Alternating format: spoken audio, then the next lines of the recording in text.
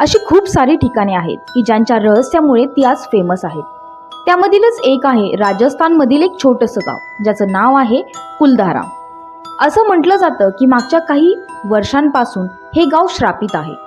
पण असं काय झालं असेल की 84 गावातील 600 घरांमधील लोक एका रात्रीत गायब झाले आणि कुठे गेली हेही कोणाला माहीत नाही. आजच्या स्थितीमध्ये कुलधारा गाव हे एकदम सुनसान आणि विरान गाव म्हणून ओळखले जाते. पण काही वर्षापूर्वी हे गाव असं नव्हतं. कुलधारा गाव सुद्धा बाकी गावाप्रमाणे सुखसुविधा धन दौलतीने एकदम संपन्न होते. पण आता भारतातील डरावण्या जागेमध्ये कुलधारा गावाचा समावेश केला जातो. आसपासच्या गावातील लोकांचे म्हणणे आहे की या गावामध्ये भूत प्रेत राहतात, कारण रात्रीचे कधी तिथे बायकांच्या बांगड्या तर कधी मुलांच्या रडण्याचा आवाज येतो. जगभरातले लोक हे गाव पाहायला येतात.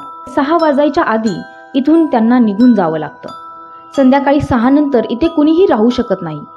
काही राहिले ते राहिलेच नाहीत, काही आजारी पडले आणि मग बाकीच्यांनी सूर्याबरोबर पळ काढला.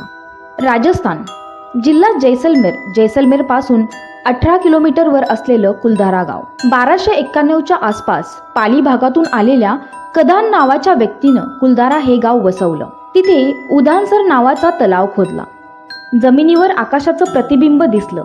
जणू भगवान शंकराच्या जटेतून वाहणाऱ्या गंगेचा एक छोटा ओघळ हळुवारपणे राजस्थानच्या त्या भयान वाळवंटात अवतरला. हळूहळू 84 गावं वसली या भागात. हे लोक पाली भागातून आलेले ब्राह्मण म्हणून त्यांना पाली ब्राह्मण म्हटलं गेलं. कष्टाळू आणि तंत्रज्ञान विकसित केलेल्या लोकांनी कृषी क्षेत्रात प्रचंड प्रगती केली. ते एका विशिष्ट पद्धतीने केलेल्या पाणी सिंचन पद्धतीमुळे हळूहळू चौफेर प्रगती होत होती. गाय म्हशी पालन, मातीची भांडी बनवणे, विविध व्यापार यामुळे हे लोक राज्याला सर्वात जास्त कर देत होते. जवळून जात असलेल्या त्यावेळच्या व्यापारी मार्गाचा कुलधारेनं पुरेपूर उपयोग केला. इथून जाणारा मार्ग दक्षिण Africa, Iran, Iraq, Peshawar, Rawalpindi, Maharashtra, कोकणापर्यंत मालाची देवाणघेवाण करत होता. आणि त्याचबरोबर लक्ष्मी कुलधारामध्ये पाणी भरत होती.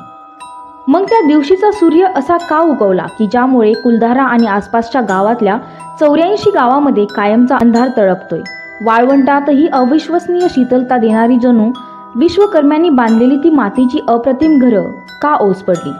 प्रसन्न असलेल्या लक्ष्मीच्या जागी आज हिडिंबा का थैथयाट करतीये. साधारण 200 वर्षापूर्वी या गावाचा दिवाण सालीम सिंह याची कुलधारा गावातील एका पुजाऱ्याच्या मुलीवर नजर पडली. हवस आणि सत्तेची ताकद आदेश देते की पुढच्या पौर्णिमेच्या आत त्या मुलीला हजर करावं. कुलधारा बरोबर आजूबाजूला असलेली 84 गावं विभागली जरी असली तरी ती सगळी गावं एक होती.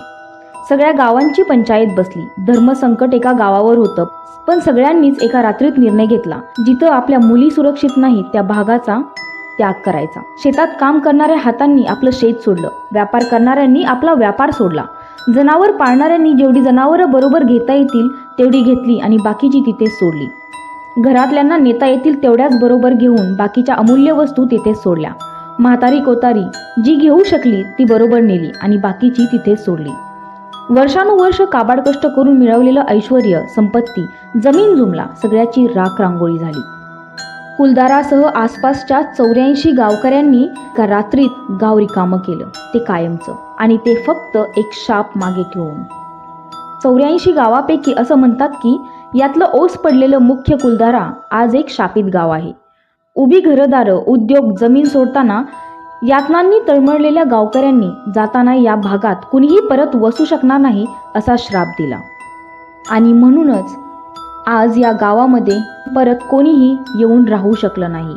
आणि आज कित्येक वर्षानंतरही या गावकऱ्यांच्या तळमळीमुळे, या गावकऱ्यांनी दिलेल्या श्रापामुळे हे गाव पूर्णतः ओसाड पडलेलं आहे. आजही जगभरातील लोक हे गाव पाहायला येतात, पण संध्याकाळी 6 वाजायच्या आधी इथून ते निघून जातात. कारण जर ते इथून निघून गेले नाहीत तर राहिलेले लोक कधीच जिवंत राहत नाहीत. रात्रीच्या सुमारास इथे कुणीही नसताना दूरवरून येणारा बोलण्याचा आवाज, कुणीतरी चालत आपल्याकडे येत असलेल्या पायांचा आवाज, अचानक जवळून कुणीतरी गेल्याचा भास, घुंगरांचा आवाज, भांड्यांचा आवाज असे विविध विचित्र अनुभव आणि किस्से इथे आपल्याला ऐकायला मिळतील. तुम्ही कधी कुलधारा बघायला गेला आहात का? जर तुम्ही कुलधारा गाव बघण्यासाठी गेला आहात आणि तुम्हाला तिथे काही अनुचित गोष्ट आढळली असेल तर तुम्ही कमेंट सेक्शनमध्ये नक्की सांगा. व्हिडिओ आवडला असल्यास चॅनलला सबस्क्राईब करून व्हिडिओ लाईक करा. धन्यवाद.